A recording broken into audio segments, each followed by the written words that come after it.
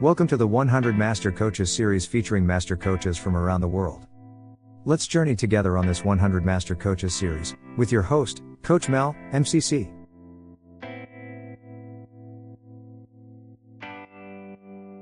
Paul is an ICF Master Certified Coach, an experienced senior leader with over 35 years of global experience across 46 countries. As CEO of Starbuck Associates, a B Corp-certified coaching and leadership development business, he leads systemic transformation for organizations, navigating complexity and change. Paul works confidently across knowledge bands, including strategy, people, performance, operations, and systems, helping leaders build the capacity to thrive and lead sustainably in fast-paced, high-stakes environments. Now on to the show. Hello, and welcome to the 100 Master Coaches show. This is Coach Mal, and today my special guest all the way from England is none other than Paul Starbuck. Welcome to the show, Paul. Thank you. Thank you very much. Welcome. Great to be here. I'm looking forward to it. Wonderful. So as we start, we often say, tell us a little bit about who Paul is. Yeah, great. So my background is retail. So I started my career at Tesco at the age of 16 years old. I was supposed to go to university at the age of 18 to do computer science, but I'd already found a world of work. And the big man from Tesco came in one day and I said, "Can I be a trainee manager, please?" And he said, "Yes, son, start on Monday." You know, I guess that was a real pivotal moment in my life, because I could have gone the educational route and I chose the work route. I loved it, absolutely loved it. I had a different job every kind of 6-12 months, and I worked all the way around the kind of the Midlands, and got to the kind of general manager position, and then did that for a few years, and also started a computer business, which was like the irony, at the same time as having a full-time role. And then went into field leadership in London, looking after a group of stores, and then eventually moved to Boots. So Walgreens Boots Alliance, Boots in the UK.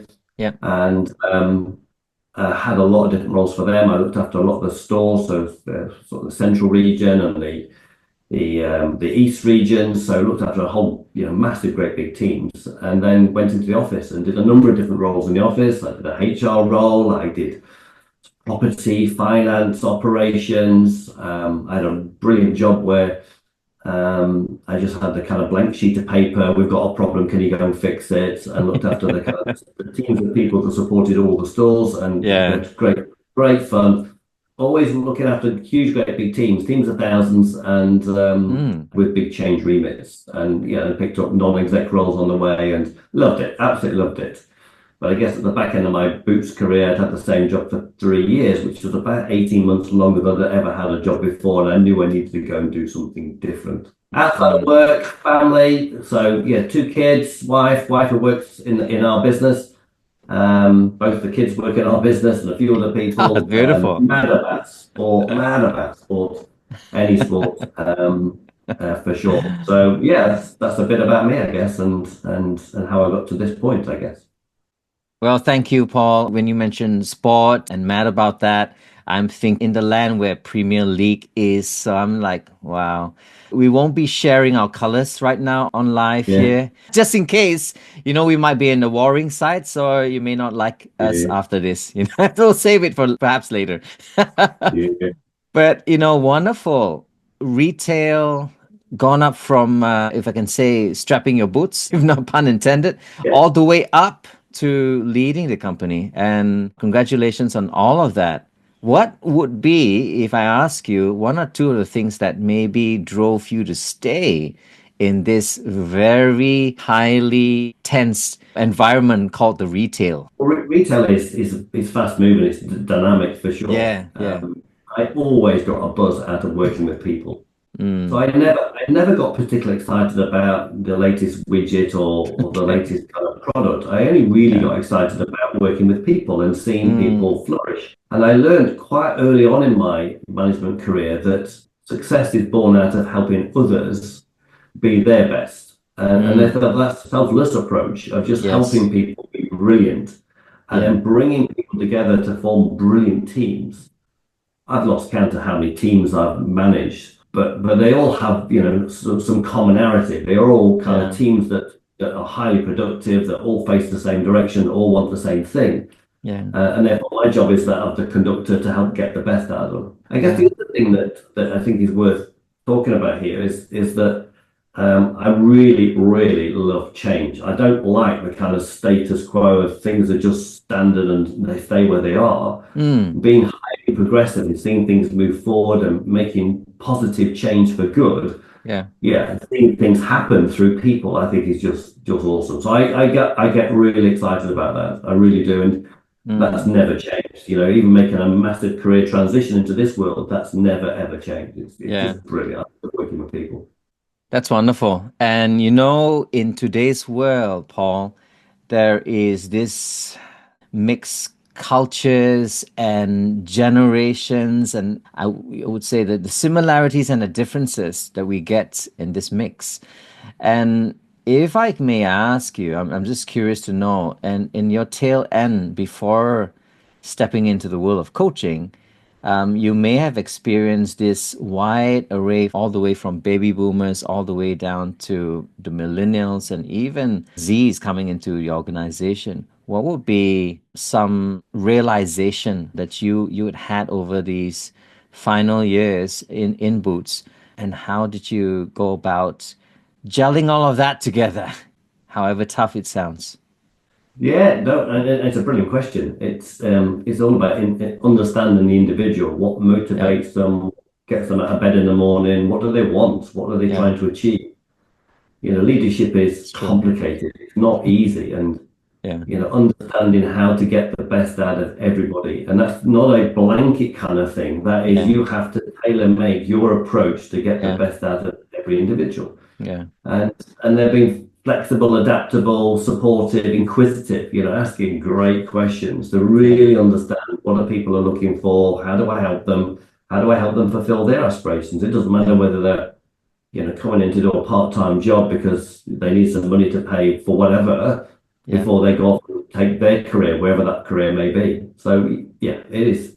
It's the similarities with coaching are quite big. It's partnering with the individual to really understand what they're trying to do, and then my role as a leader is to help get the best out of them and make sure that they contribute to the overall team. wonderful, wonderful. And yes, you stepped into the world of coaching. Tell us about that story, moving from being obviously heading the company, leading into great heights, and then finally taking that leap forward into this world of coaching. How did that happen? Yeah, well, that's a that's a great story. I guess the headline would be probably Mm. a product of COVID.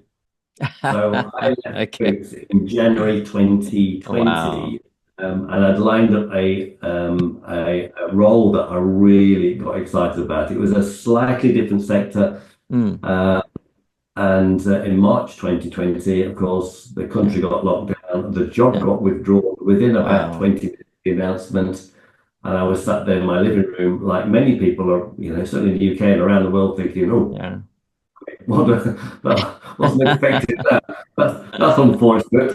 So I thought, well, I'll add some credibility to my CV. So I've got bags of time in hand. Can't do Yeah. anything, can't go anywhere. Kids are on teams with schooling. Wife at the time, a key worker, and therefore had a piece of paper that allowed her out of the house, and Yeah. she worked in retail, and therefore that was an essential service in the UK, everywhere, I guess. So I did a professional consultancy diploma with London Business School, which was fun.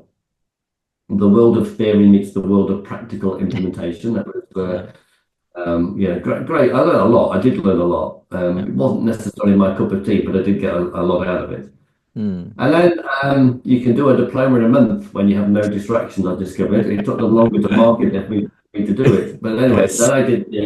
I did the coaching diploma Uh-huh. in the UK for the Institute of Leadership Management Yeah. diploma level, and loved it. Absolutely loved it. You know, the culture of Boots was very coach-like. Yeah.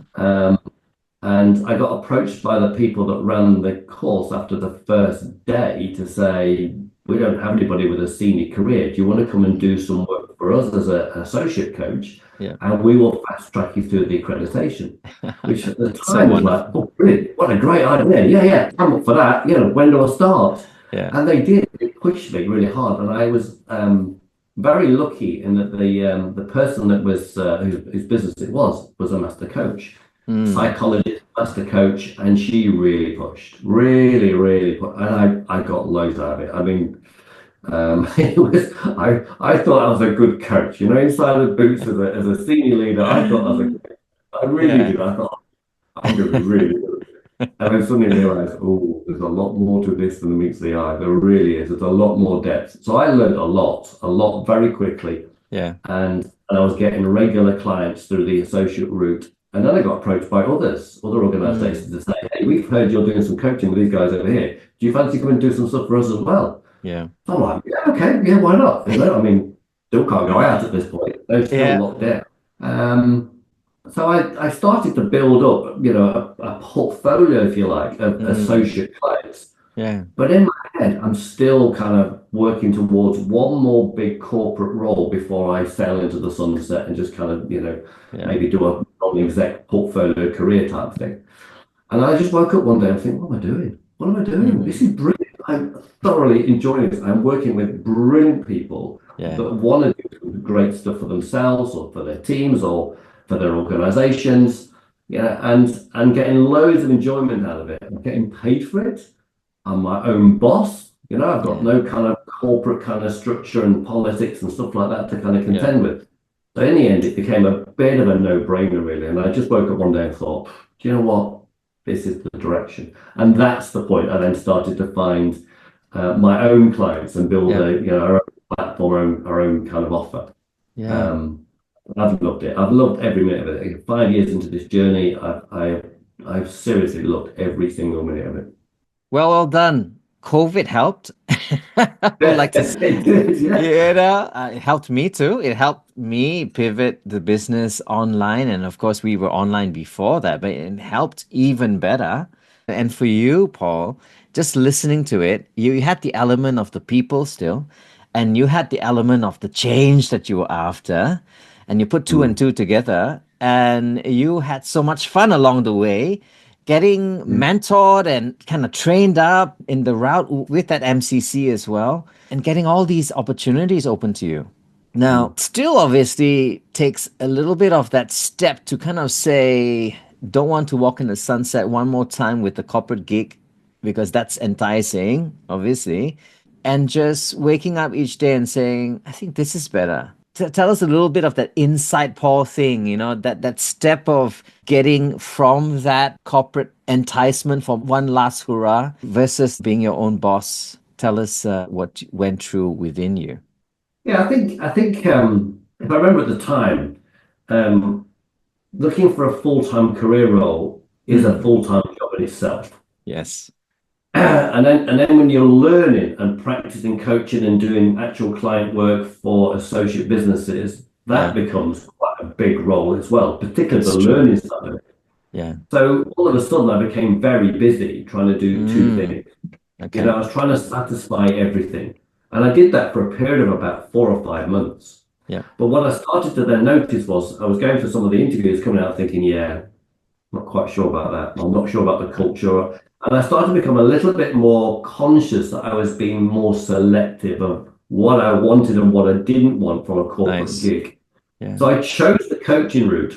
And I guess for me, the real test came probably a year or so later when I got approached directly for a quite a big job and a very well paid job. I got approached directly by the president of this Wow. organization in healthcare to say, Yeah. and he knew me. He knew me well because I coached him, and he came to me to say, "Come and work for me." And I'm like, "Yeah, I'm not sure about that."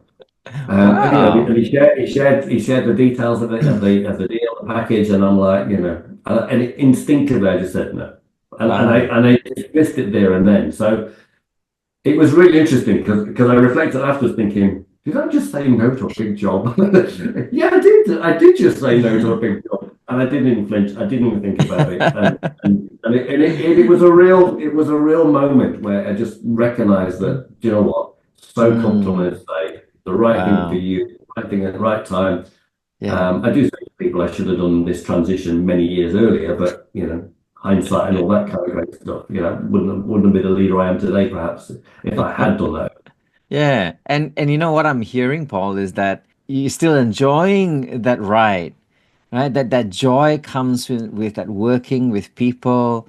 That joy comes from, yeah, that challenges that you face and the changes when you meet different clients. Obviously, there are different things that will be coming your way as well, and that perhaps have added on to the reasons why you've chose this route, as you say, deeply, consciously realizing that the no was a happy decision. Yeah. Oh, yeah. Yeah. Yeah. Beautiful. We've met a couple of months ago, and I did say, and I'll say it now, you're probably one of the fastest person I know that have reached the MCC. Once again, Mm. congratulations on that. It is a big feat. And Yeah. yet, I've also heard from you the last time that you've put in hours and hours of work on that, particularly, of course, building your connections, building your credibility, building your business and your clientele, and doing tons of coaching, obviously, great work. So tell us about that story, at least in the initial 1 year as you stepped into this full-time role as a coach. How did you manage all of that transition that was perhaps happening inside of you and still became a success? Yeah, I mean, certainly a lot of hard work for sure. I do have a high work ethic and Yeah. I'm very, very motivated and driven. So I'm the kind of person that if I'm going to do something, do it properly. I had the mantra of winning in style, doing the right thing in the right way to get the right results for the right reasons. So Yeah. like a really good football team, just the players, the whole movement and the way, Yeah. great to watch, it's entertaining, it's brilliant, Yeah. and if it's your team, then wow, amazing. I guess I approach work like that, so doing the right thing in the right way and playing great football, playing great business, and doing the right thing for people was always something I got particularly excited about. Yeah. So when I came into the coaching world, Mm. it was important to me to build the credibility, to kind of do things right, to challenge myself to be the coach the client needs me to be. Yeah. And went from the ILM diploma straight to the kind of PCC level. And Mm. I think that was probably the first moment where I recognized on a global stage it had more credibility. It had something to say that, yeah, you know what you're doing in this Yeah. space, actually. And it did open more doors for me, most definitely. Yeah. Yeah, it didn't feel like, yeah, there's another one to go yet. So, let's get to the MCC level. And I would say it's probably the hardest thing I've ever done. The Wow. work, the practice. I worked with a great coach mentor who really challenged me, really pushed me. Mm. And I did the work. I really did the thing. I guess as a coach and as a leader, back to the point we talked about earlier, Yeah. my job is to get the best out of the person in front of me as a leader. So, you have to work hard to understand who they are, what they want, what motivates them, what doesn't. How do I tailor my approach to get the best out of that individual? Well, of Mm-hmm. course, as a coach, you're partnering with the client, and my job is to challenge myself to be the coach they need me to be. So I work hard at getting the feedback, getting the insights to make sure that I tailor that approach to Mm. support the individual that's in front of me. And, Mm. and therefore that is the bit that I worked on. It's hard because you've got to kind of learn and practice different techniques, different kind of ways of supporting clients with different kind of tools, techniques, whatever. But I learned it. And if I didn't know something and I know a client would benefit from it, I went to learn it. And then I Mm. practiced it and I practiced it and I practiced it and then I moved on to something else. So Mm. that kind of continuous learning, but done in a very targeted and structured way, really helped.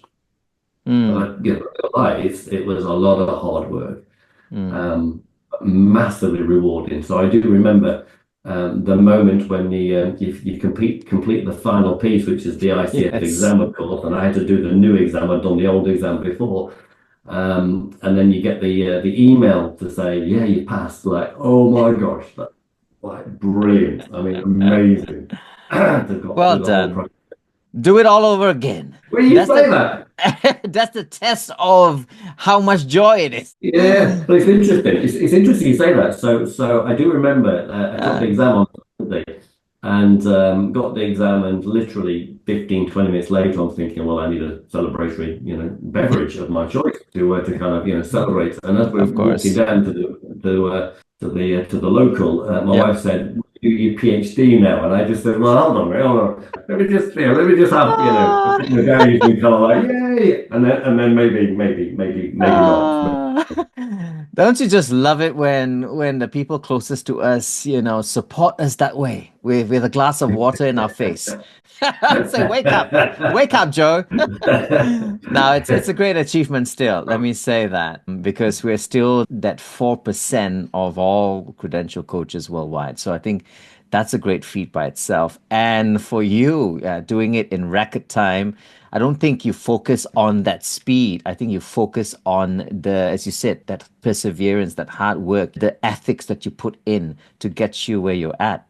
Paul, I'm just wondering, right, where you were talking just now, because I've learned so many lessons about what coaching is and what coaching is not as I went into that level of mastery.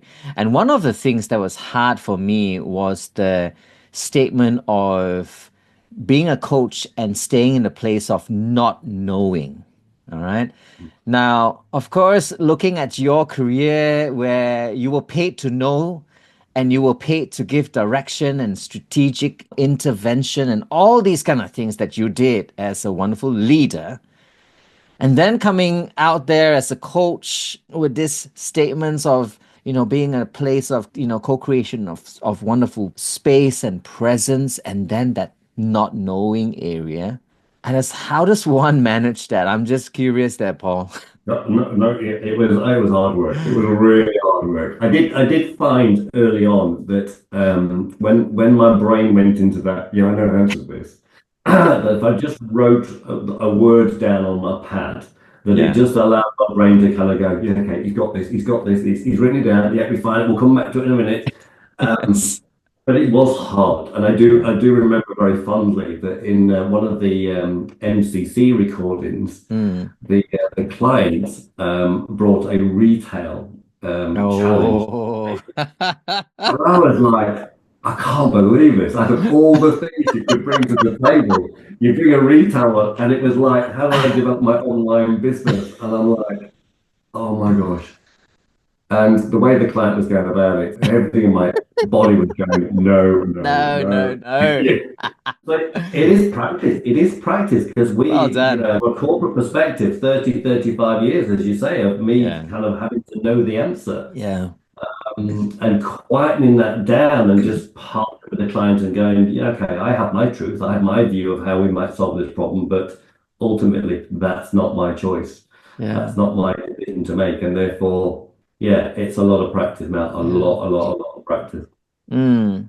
The silencing, right, of ourselves, the focus, of holding up the mirror to them, I often say, and then that bit of us not needing to value add to them were, I guess, some of the questions as the younger coaches would ask, right? It's like, what else do we do then if we don't do any of that? Is it really going into mastery to be in a place of like nothingness? It's like we empty of ourselves and just listen, being a vacuum to just listen on what the clients are saying, or is that something more, as you realized through your journey, Paul?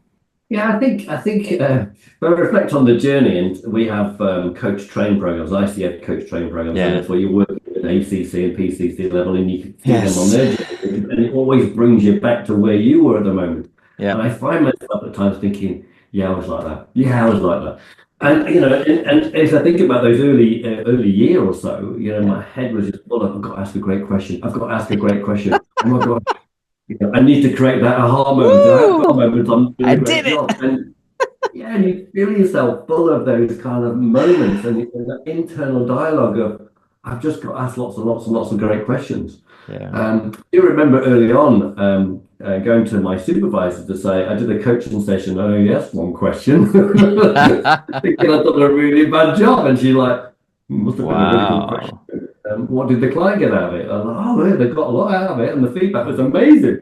Then you Yeah. must have done a Yeah. great job. Don't worry so much about it. Mm. So yeah, it was interesting. I did that internal dialogue of, I need to ask great questions, and it consumed, and I recognized reasonably early on that it was all in my head, and then after a couple of 3 months, I suddenly went, oh, hold on a minute.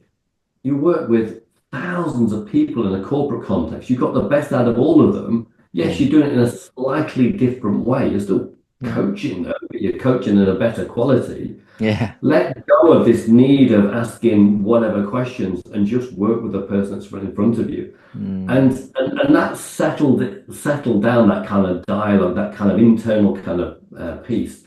And then I got better at just listening and helping and supporting and partnering the client to help them in their story wherever they are. Mm. And then, of course, intuitively, the better quality questions started to come out. And I trusted myself in that and let go of some of that stuff. So, like many coaches that go on that journey, we collect questions and we might put them onto a Word document or something, and Yeah. then we Yeah. might be going, right, which question shall I ask next? Yeah. Oh, God, the question doesn't quite work. Yeah. Let it all go.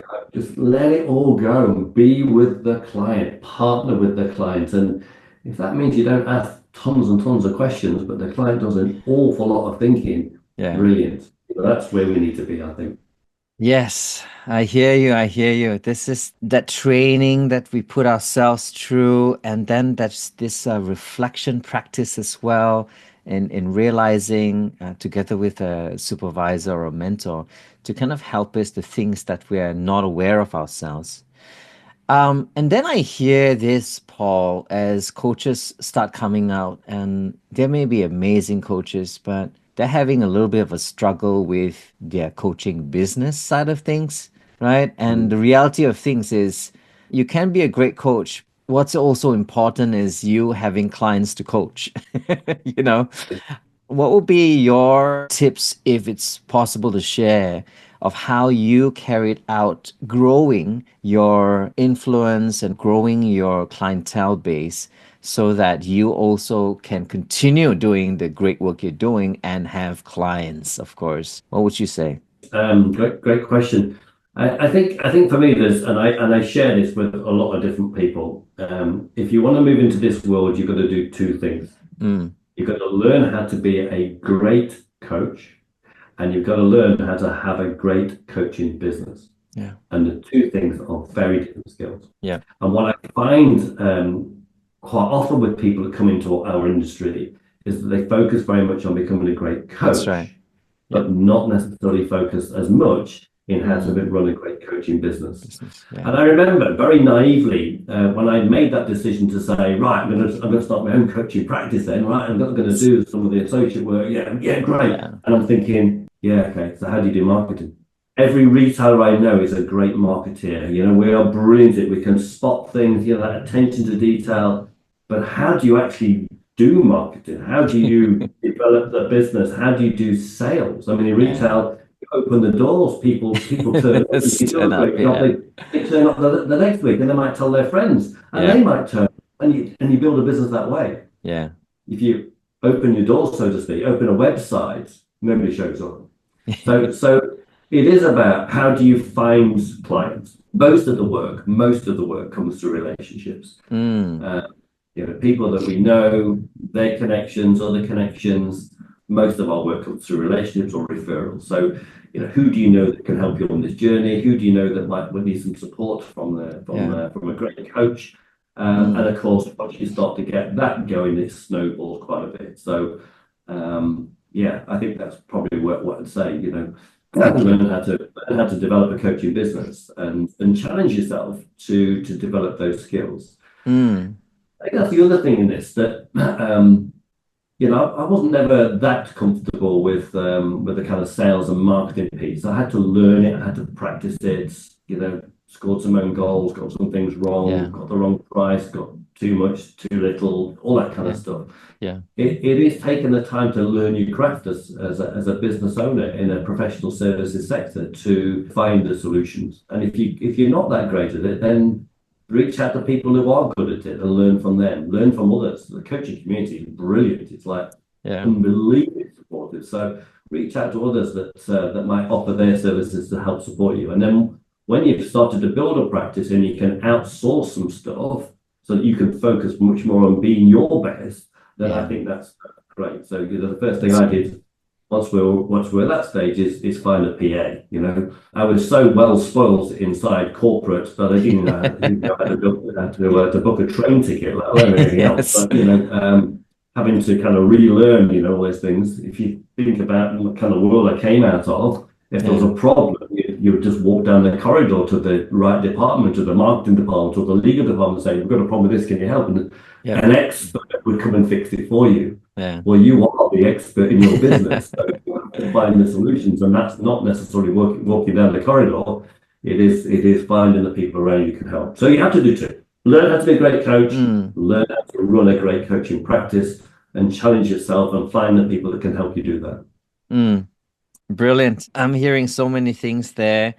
Don't forsake, developing yourself as a coach, of course. But of course, on the other side, what's so important is that you've got to focus on building that connections, that relationships, and those will become clients in what you say, referrals and recommendations from people who have experienced your great work, and that will continue.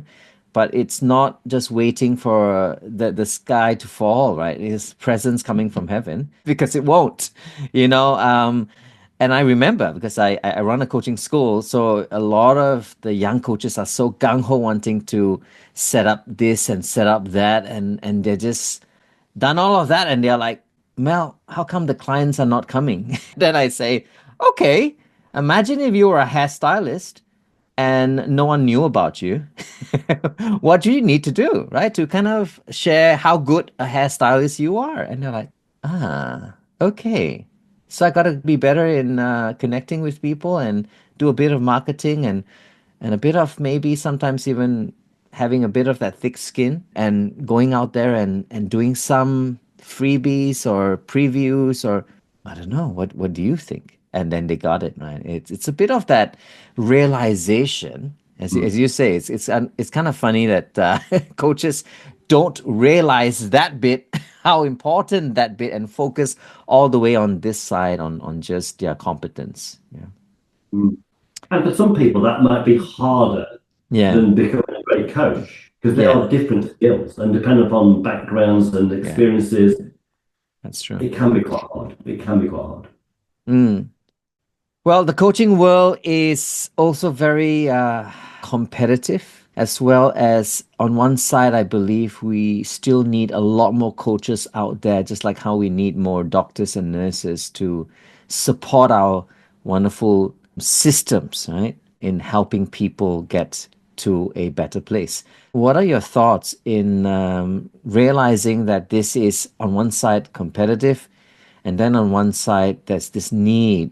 And sometimes, Paul, maybe the clients don't even see the need for coaching yet, right? What would you say to people who are not realizing the power of coaching as yet? You better go. Yeah, honestly, it's amazing how many people that we come across who maybe through a corporate program are coming to coaching for the first time, and they're a little bit skeptical, like, this isn't going to be for me. I don't need this.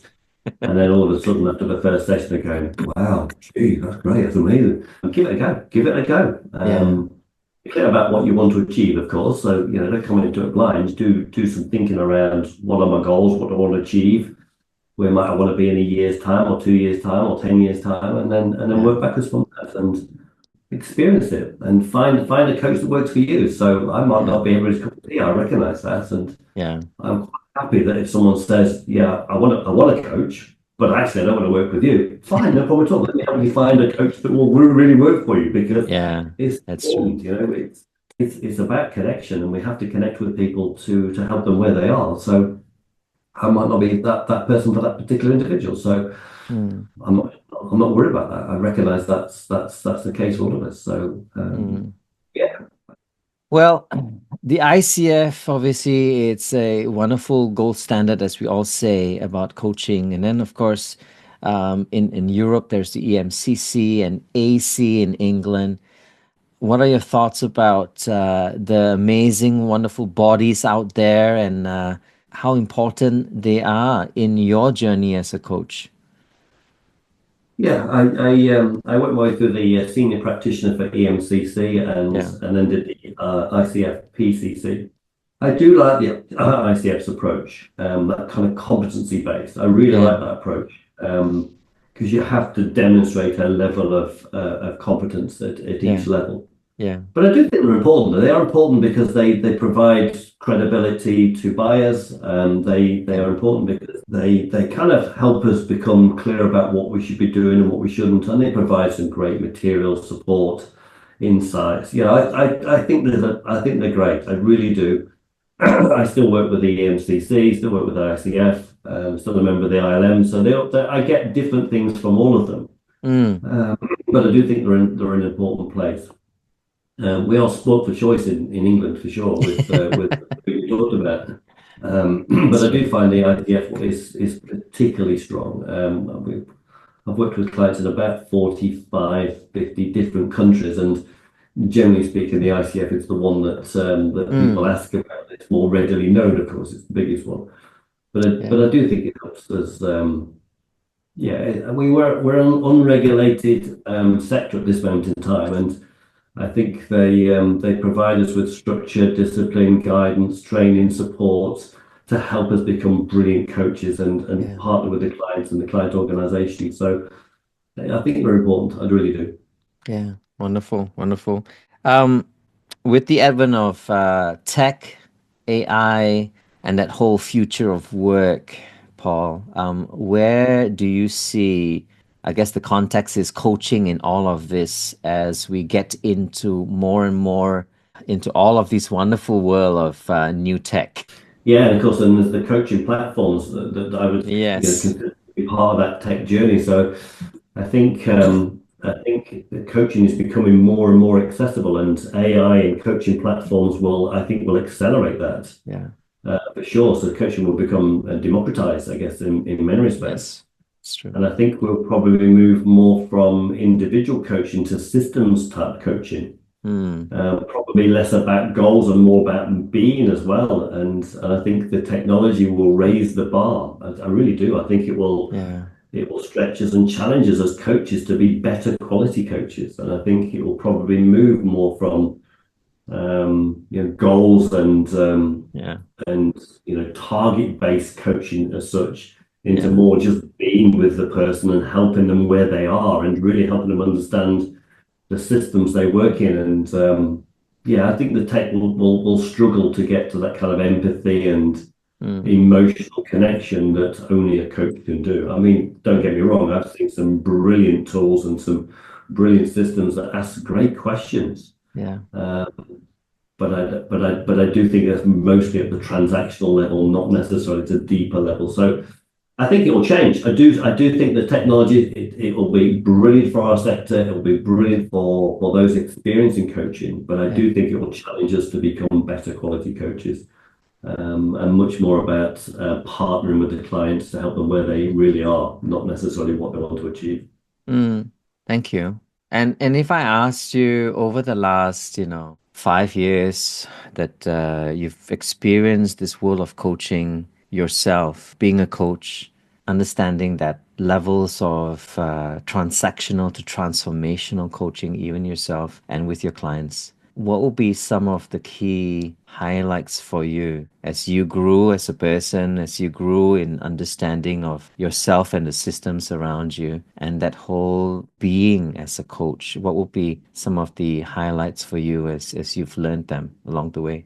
I think the highlights for me will always go back to the kind of individual client journeys. So, my role is to get the best and support the person that's in front of me. So seeing some of those journeys, seeing how people flourish and grow and develop and fulfill their aspirations, I get an enormous amount of joy from that. Much more joy out of that than anything else. I guess that's probably me as the corporate person. You know, I got so excited when people got promoted into their new job and they left the team. I always saw my job as helping people flourish and grow and fulfill their aspirations. That was my biggest measure. Not did I have the best set of numbers, you know, KPIs, all that kind of great stuff. The bigger number for me was how people grow and lead in my team. And I think the same is true in this world. You know, I get enormous pleasure when somebody achieves something that they thought wasn't possible, you know, where they really did achieve something and or got a promotion or achieve something that they really did work very hard for. Yeah. So that for me would be the biggest bit. I guess from a personal perspective, I think maybe some of the key milestones, that point where I remember waking up that morning thinking, yeah, I could run a coaching business. Yeah, I could do that. Yeah, I could do that. Why am I doing that bit? And why don't I just stick to this bit? And oh God, that's a really good thing. That was a bit of a moment. It was a bit like the moment when the big boss from Tesco came in when I was 18 years old, and I said, "Can I be trained manager, please?" And he said, "Yes, start Monday." It felt like something similar to that. It was a really defining moment. And then I guess probably the other one I'd pick out is getting to the MCC level. I mean, because there are not many of us around now, you know, to get to that level.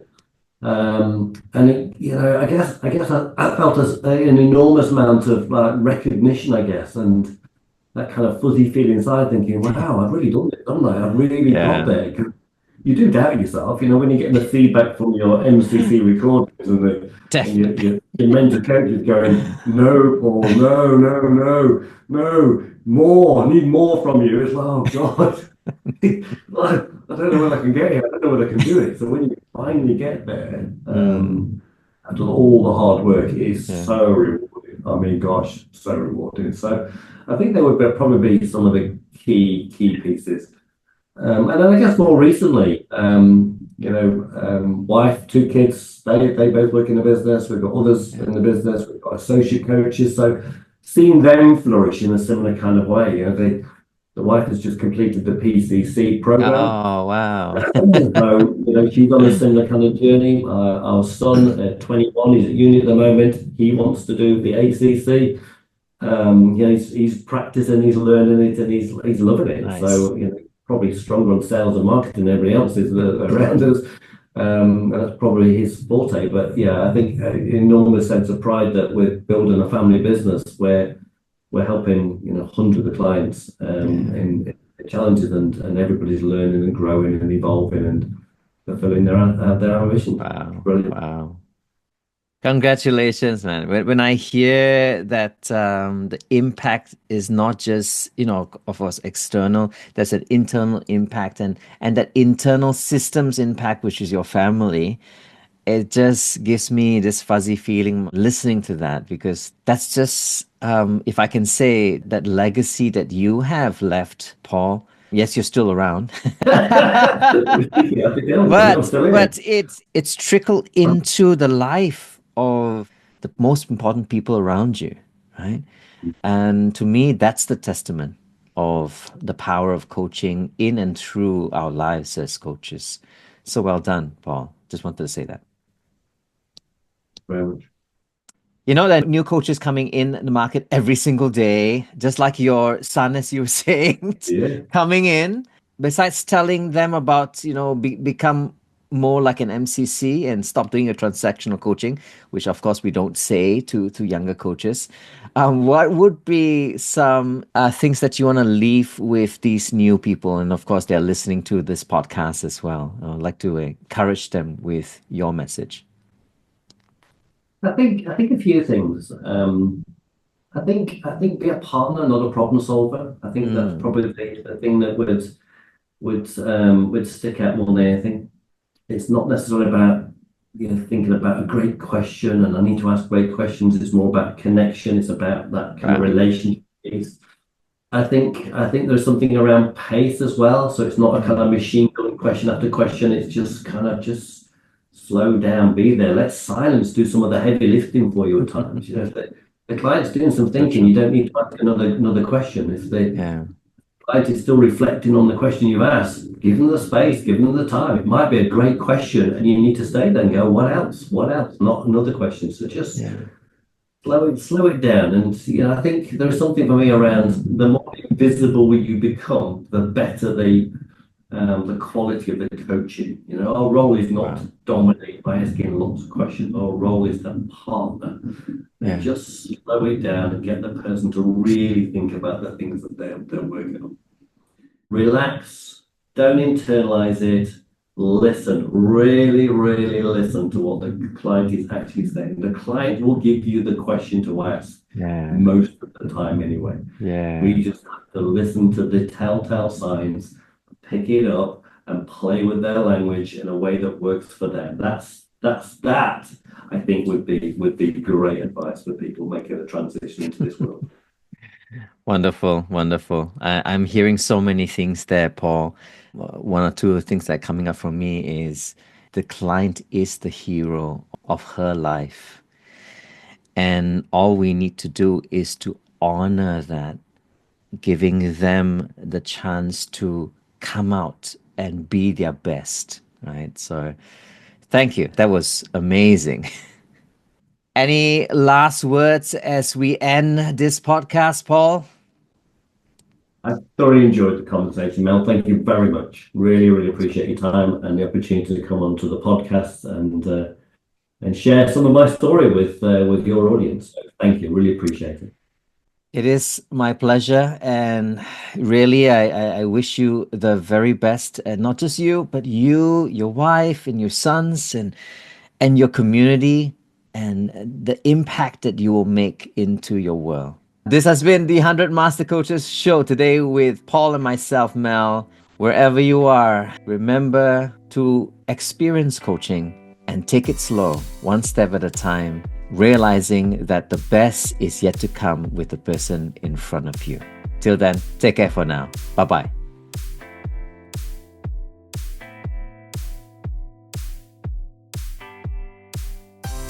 You have been watching the 100 Master Coaches series with your host, Coach Mel, MCC.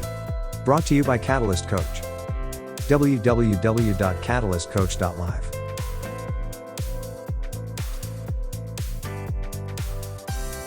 We will be right back with our next Master Coach on the 100 Master Coaches series.